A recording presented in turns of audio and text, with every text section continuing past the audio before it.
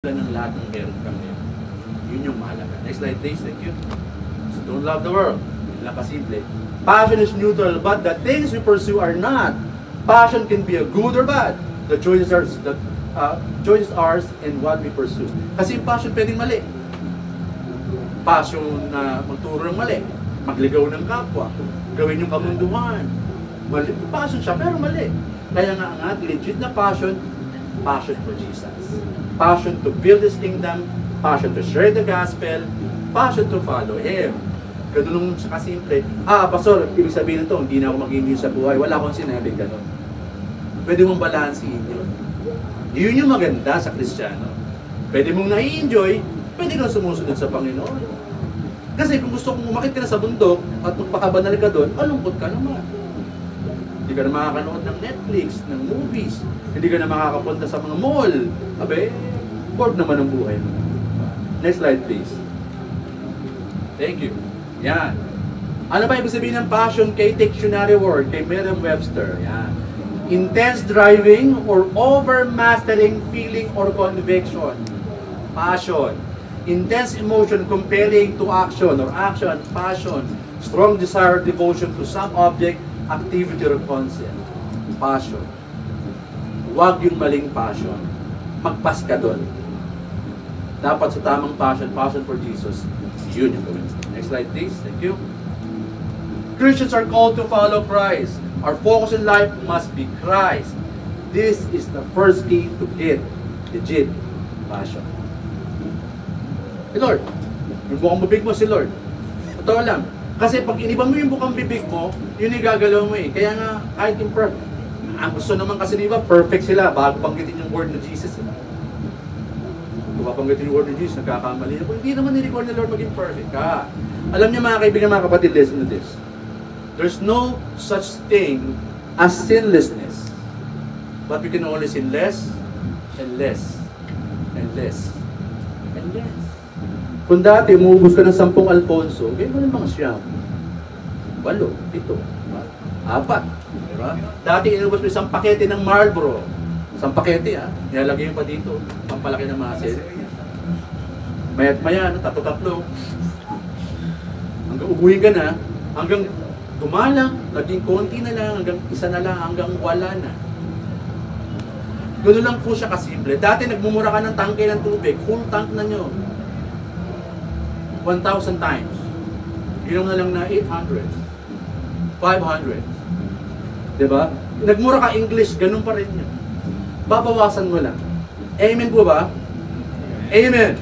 Amen. Ganun kasimple in church. Hindi mo naman kailangan maging perfect eh. Ba't ako perfect ba? Dami ko rin sablay eh. Ba't ako nagpapatuloy? Sabi ay ng Diyos. Huwag sabihin ko sa sarili ko, nagpapastor ako, walang yari naman ako. Titigil na ako. Kukuha ko ng hollow blocks, tatali ko sa lubid, tatali ko sa leg ko, lulundag ko sa ilog. Tapos, wala na akong problema. At yung bang kalooban ng Panginoon. Alright? Amen. Next slide please. Yan. In Matthew 6:24-26, then Jesus told His disciples, if anyone would come after me, let him deny himself and take up his cross and follow me. Alam niyo na siguro to. For whoever would save his life will lose it. But whoever loses his life for my sake will find it. For what will it profit a man if he gains the whole world and forfeits his soul? For what shall a man give in return for his soul? Masakit dun sa ilalim eh, pero magandang paalala pang lahat eh. Gusto mo bang sundin si Lord? Deny yourself and follow me. Pag deny ba, hindi ka na mag-enjoy. Pag deny ba, hindi ka nakakain sa mga food chains, magmamall, mag-abroad, mamamasyal, magtuturista. Sabi ba ganon? Ibig sabihin lang ni Lord dito eh, bigyan mo ako ng pahalaga higit kanina pa man. Simple lang naman sa Tagalog yun eh. Mahal mo pamilya mo, alam ko mahal mo pamilya mo. Pag sinabi ng pamilya mo, huwag kang paglingkuran, sino pipiliin mo? Sila? Pag sinabi ng pamilya mo, huwag kang umatin dyan, pastor na yan, walang yatin yan, nakasalamin na yan, ganda naman, bulaklakin pa yung polo. Huwag kang umatin dyan. Sa iba ka umatin, sa kulto ka umatin, doon sa demonyo. Susunod ka. If your family drives you not to worship Jesus, that's the only time you will not listen to them. Sandali, teka. Ang tinuturo sa akin dito tungkol kay Lord, tinuturo ng mabuting tao. So, ano masama po doon? Hindi. Ayoko. Huwag kang umatin dyan. Pero sandali lang po. Ano mo bang pwede kong gawin para papadalayin niyo ako sa pagsamba sa Panginoon? Ano ba pwede kong bargain? Amen po ba? Yun lang yung time na tatablay mo yung pamilya mo. Pag sinabi sa'yo, huwag ka na mag-serve kay Jesus at walang iyayin mo ang Lord at ang gawain niya, yun lang. Mayroon ka ng lisensya. Sinabi, quote mo yan. Hindi, I deny myself. I will follow Jesus. I will take up my cross. Ano yung cross? Problema, kabigatan, burden, sakit sa ulo, sa pamilya, sa buhay, lahat. Take up your cross and follow me. Mahirap, mabigat. Alam niyo yung masakit mabas, tama? Mas masakit pa yung gumawa ka ng mabuti, binalangya ka pa din. Ginawa ka ng mabuti, ikaw pa yung masama. Sakit na, nakaranas kayo nun, di ba? You help, you did this. Pagsis ko pa siniraan, di ba? Wow. Wow. Di ba? May pinautang ka, hindi mo na nga sinisingil, sinisisi ka pa. Sarap magpautang, ano? Pag singilan na, inaaway ka, di ba? Ba't ka ba naniningil? Alam mo, wala pa eh. Masyado ka naman eh. Nung nangungutang, ilang na, ay 500 lang. Kailangan lang talaga. Paperam ka naman, pag singilan na eh. Kung walang iya ka, naniningil ka eh. Kung manginingil ka lang, huwag ka nang pautang. Patay, kadiha. Para ikaw nagpautang, ngayon na tuloy maningil. Tawag na nga lang ako maningil. Kasi pinagagalitan na. Anong gusto kong sabihin? Many people do the right thing. But the response of other people behind them is criticize them, talk bad about them, and don't appreciate them. Tandaan nyo mga kaibigan, uulitin ko. Hindi ko titigilan pagpaalala sa inyo. Pag ang pamilya nyo pumipigil sa inyo para paglingkuran nyo sa Lord ng buong puso, tablay nyo. Legal na yon sa Bible. Pero kapag inuutusan kayo maglinis, mag-igib, magluto, sundin nyo naman. Maglaba, gawin to, gawin yan, magtrabaho, gawin nyo, tungkulin nyo yun eh. Diba? Pero tandaan nyo, Christ is our everything. Sabihin natin sabay-sabay, Christ, Tagalogin natin para mas masaya. Si Kristo, ang lahat sa buhay. Tablayin ka ng kahit sino. Pero pag naka-Lord ka, hindi ka lugi. Legit passion is Christian passion, being powered, centered, and driven by the Holy Spirit in such a way that are moved to action. Next slide please. Aning verse na nandyan. Alam na alam niya sa gawaan ng mga apostol noon, in the Peter. But you will receive power when the Holy Spirit has come upon you. And you will be my witnesses in Jerusalem, in all Judea, and Samaria, and to the end of the earth. Sabihin natin sabay-sabay, I am a witness. I am a witness. Alam mo yung pinagpala ka ng Panginoon? Hindi mo pa pwede i-share yun? Binless ka ni Lord? Buhay ka pa ngayon? Kapag may sakit ka nakakatindig ka pa. O pinopost ko, no? Brother man, nagbabasketball ako. Pero, siyempre, mga kalaro ko, kalahati na ito ko, 20 anyos. Pinupit, sabi ko, alam mo yun itong pastor ako? Pinupit ako eh. Diba? Para alam kaya nito, hindi, basketball sa loob-loob ko. Sasali-sali ako eh. Ganun talaga, masasaktan talaga ako. Gusto kong lumaro eh. Diba? Pero makakalahati ng edad ko, nakikipagtakbuhan ako because of the grace of God and His Spirit is in me, and of course I want to share His Word to them. Alam niyo mga kaibigan, mga kapatid, hindi naiintindihan na iba na kapag ikaw ay may passion to follow Jesus, the Holy Spirit will give you power to do the right thing for Him. Si Moses nga, hindi makapagsalita, nakukutal, no? Kuyabe, pero nakapag-deliver. Pag sinabi mo sa akin, wala nga po akong kapasitad mag-share ng word ni Lord. Wala nga po akong alam na memory verse. Sandali lang. Sa pagdidisciple at pag-share ng word kayo sa ibang tao, hindi mo kailangan memorize ang Genesis to Revelation. Kailangan mo na passion for Jesus, puso mo, and the memory verses will come. Amen? Na paano pag sabihin ko na amin ni Kuya Pete, lahat na magtuturo nito kailangan magaling sa Bible verses. O sino pwede magturo? Hindi wala. Kailangan, sino may memorize ng Revelation? O sino naka-memorize ng 1 Kings and 1 Samuel dito? Wala. But the Holy Spirit will open up your mouth and speak for to others. Mahal ka ng Lord. Simulan sa ganito. Ito lang. May kausap kang ka-classmate mo, may kausap kang ka-employee mo, ganito mo lang siya sasabihin. Nagdaan ng pandemic, no? Buhay pa tayo, buhay talaga Diyos sa atin. Makakain kayo, nag-lunch break kayo. Sarap ang kinakain natin. Dati kinakain namin, ganito lang. Salamat sa Lord. Na-bless pa rin tayo. Amen, di ba? Hindi mo naman kailangan hallelujah, praise the Lord, hallelujah, praise the Lord. Ganun-ganun ka sa trabaho mo, sa school mo. Hindi mo naman kailangan exaggerate eh. But you speak forth that God is good for you. That's power from the Holy Spirit. And then the man or the woman you're talking with, dali. Ay, Lord, binabanggit mo, Christian ka ba? Kasi maraming mga tao Christian, hindi lang halata.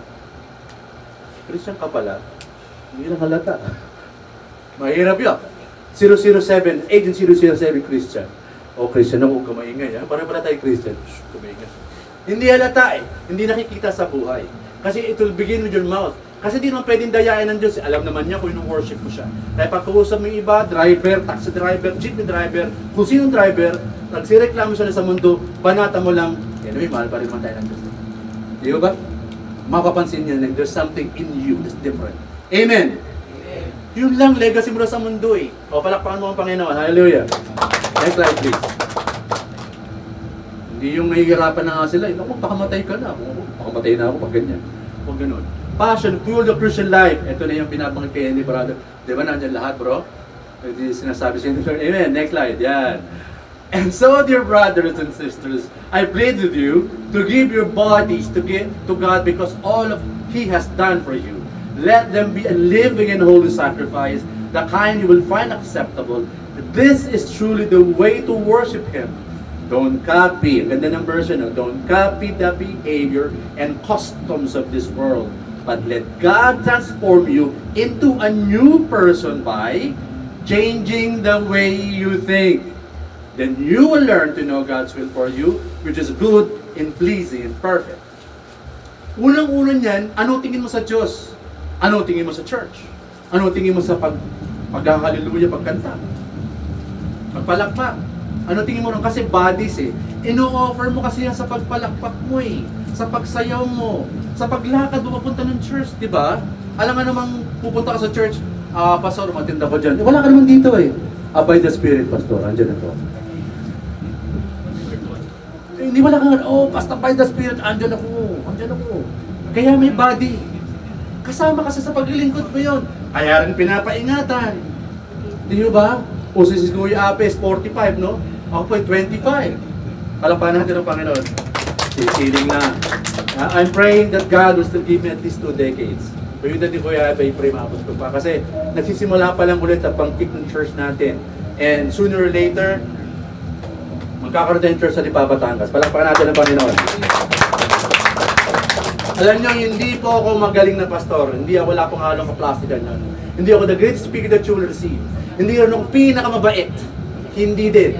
Pogi lang. Palapakan natin ang Panginoon. And that God is blessing us all. Alright? Sa banda nga ba, don't copy the behavior. Ulitin ko ulit. Hindi yung sabihin sa bandang Bible verse 2, bawal na mag-enjoy. Pwede pa rin. Marami pang availability legal sa Bible na mai-enjoy mo. Huwag kang makukonfuse. Kasi pag sa'yo mong banal ako, ano order ka sa McDo, ganito ka? Order nga ito ng burger McDo. 2 chicken joy. Tapos di ka makatawa, nakakatawa na. Banal ako Banal. Diba? Hindi doon nakukuha yan. The way you think about God, the way you think about Jesus, that is your custom that you're wanting to imitate. Because you believe in Jesus. Hindi ka perfect, it's fine. Sabi mo sa katayo mo, it's okay. Daming ayaw mag-church kasi akala nila perfect ang next slide please, perfect ang requirement. Never maging requirement yan. Passion helps us to get more focused in life and in Jesus. May passion ka kay Lord, mas magiging focus ka. Okay? Yan yung verse. Basahin ito sabay sabaw. Hebrews 12:2. 1, 2, 3. We do this by keeping our eyes on Jesus, the champion who initiates and perfects our faith. Because of the joy awaiting him, he endured the cross, disregarding its shame. Now he is seated in the place of honor beside God's throne. May problema ka, nahihirapan ka, hindi mo na ba kaya? Pero champion si Lord Gusto ka niya mag-champion It doesn't mean milyonaryo ka guys. Huwag nating mamamali na pagkaintindi. Ibig sabihin ni Jesus, nahihirapan ka ba? Bibigatan ka ba? Tingnan ka lang sa akin, tingnan mo ko. Yung pastor mo ba, na-stumble ka ba sa itsura niyan? Mukhang K-pop na hip-hop? Tingin ka sa akin, tingnan mo ko. Eto sasabihin ko sa iyo. Ipapanalo ko buhay mo, mag-focus ka lang sa akin. Kasi kapag nakafocus ka kay Jesus, anumang maranasan mong pang-criticize, pangsisira ng iba, pagwawasak ng iba ng kalooban mo, tutuloy-tuloy ka. Kasi alam mo si Lord, hindi ka ipapatalo. Amen? Lulugiin ka ng iba, iiwanan ka ng iba. Pero itong Lord mong Savior mo, hanggang dulo, kasama mo siya. Next slide please, thank you. Special lang po yung Sunday na ito. Hindi ako normally magpatagal mahaba mag-message. But anyway, this is special. Aalis naman kami next week, so medyo sulitin na natin. Passion produce makes change in us. The world around us ought to see a difference in us. It changes our attitude. It changes our behavior. Alam mo, pag naka-Lord ka, grateful ka. Konting blessing, salamat na agad. Amen? Amen. Nabigyan ka ng 20 pesos, 20 lang. Bulok pa. Alam niyo yung 20 galing sa palengke na ang itim-itim na ng kulay pag may walang sapa, nabigyan ka nun, nagreklamo ka pa, di ba nga walang 20? Nakukuha niyo ba? Ang attitude mo, you need to be grateful number 1. Simulan mo rin dun sa pagpapasalamat sa Panginoon. Kasi pag grateful ka, people will see that around you that you're grateful. Kasi ibang tao kailangan big deal eh. Kailangan ba million ibigay ni Lord? Bakit kami ba? Nung kami, sabi ko nga no, nung kami ba ay ginawa ng mabuti na Pastor Eric, pag ginawa ng ganito, kailangan ba sabihin, Pastor, laki-lakihan mo naman. Kailangan bang gawin nila yun? No. Because kailangan naiintindihan natin maliit na bagay na appreciate mo. Maliit na bagay na iintindihan mo, it comes from God. And change our behavior. Behavior about God again. About what is church. Alam mo yung church, although ang prayer natin, pagbalik ko, palakpakan natin si Lord. Kikidnapin ko yung head pastor ng Korea, at sasabihin kong bigyan mo kami ng church, biro lang po. Makikiusap po tayo na mahabag po sa atin. Alam niyo bang church na to ay nagsisimula pa lamang. Pero pag nabigyan po tayo ng proper church worship center, we will grow. Sino kailangan natin? Tamang tao. Pag maling tao, di mahirap din. Pag tamang taong kasama mo, magsisimula kang umalagwa at lumipad, kagaya ng agila, hindi ka mapapagod, hindi ka maghihinawa. Tuloy-tuloy. Next slide, please. Alright. Yan. 2 Corinthians 5:17. Basahin natin sabay-saba. 1, 2, 3. Anyone who belongs to Christ is a new person. The past is forgotten and everything is new. Oh, wait a minute. Huwag magkakamali ng pagpapag-intindi. New person eh. Walang iya ka pa rin.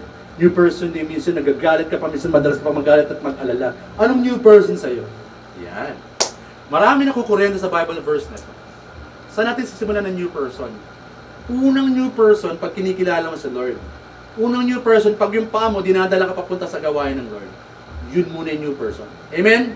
Amen. Kasi, hindi nga makapagsimbay. Walang iya nga ako eh. Makamundo nga ako eh. Paano ako mag-church? Ay, na-alarm na ako. Paano ako mag-church? The first thing you need to understand, worship Jesus. Follow Him. The next change in your life will follow. Kasi pag naintindihan mo yung new person, talagang bago na ba talaga? Wala ka na matagang ginagawang mali? Alam niyo ba sa Bible, ang mag-worry, kasalanan? Sino hindi nagwo-worry? Taas kamay. Aminin ko sa inyo, konti. Bago yung flight namin, Nagwo-worry ako. nakakita kasi ako ng mga eroplano kung anong saan napunta. Oh, and then God rebuked me. Pupunta ka ba ng Korea o mag-worry ka? Hindi, pupunta ako. Natatakot ka ba mag-crash yung airplane or pupunta? Hindi, Lord, pupunta ako. Ayaw mo ata, babawin yung ticket mo. Hindi, Lord, pupunta ako. Natatakot ka ata eh. Hindi, Lord, may fight ako sa'yo. Iingatan mo yung plakpak. Totoo yun, I admit to you. Dumaan po sa akin yung pag-alala. Na baka maulan, matraffic yung airplane. Diba? Kung saan sa mapunta. Natakot din ako, pero nirebuke ko yung sarili ko. Kasi kung hindi ko yung tatapusin, wala na. Hindi ko na rin kayo i-invitein. At ang totoo ito, hindi lang naman kami ang pwede makapunta sa Korea. Lahat aming pagkakataon. Palakpakan natin ang Panginoon. Hindi po yun para lang kayong inganyohin. Yung pastor na mismo ang nagsasabing Reverend Eric Puerto. Pero saan natin sisimulan? Sa pagsunod sa Panginoon. Before I end, ito na pa yung conclusion. Yung blessing na aming mararanasan starting sa Sabado at moving forward, hindi ko po ito nakuha dahil kahapon lang. Nakuha po namin to sa mahabang pagpapagal, sa pag-aalaga ng kawan ng Panginoon, sa pag-intindi sa mga kaluluwang minsan binigay mo na kulang pa din. Sa pag-intindi sa mga taong na-bash ka, na-criticize ka, hindi ka naiintindihan, at na-misinterpret ka. Sa maraming dekada, 2 dekada mahigit na pagtitiis po namin, na minsan maski pera na namin, binibigay namin sa mga bata, i-fit lang din sila. Mas wala kaming donor. Inisip lang namin, gusto namin mag-serve sa Panginoon. Maski din naiintindihan ng iba. Maski nahihirapan kami at ang mga nakaliliit pa noon, karay-karay natin sa pag-Bible study, maski murang edad pa nila, nag-a-adjust din sila. Dahil yung tati rin nagpapastor, pero wala rin naman pera. Hindi rin naman perfect. All of those burden that I experienced sa pagpapastor ko, I want you to understand that if you pain that you experience from the past years of your life, God will reward you. But don't stop. The legit passion leads us to heaven. The legit passion is being centered and driven by Jesus. That results in progress and action. The legit passion leads us in our walk with Jesus every day. And we become passionista. Baka sabihin nito, Pastor, ano tayo? Bakit passionista? Di ba, pambabae yun? O sige, passionisto. Passion para kay Kristo. Kasi yung passionista, yun yung word talaga sa Tagalog, na fashionista. Baka yung mag-chat sa akin, buti walang chat sa comment. O yan na, may passionisto na. O, pantas na tayo. Palapahan natin ang Panginoon. O, sagaw natin sabay-sabay. Tayo na tayo. Mag-closing prayer na. Alright.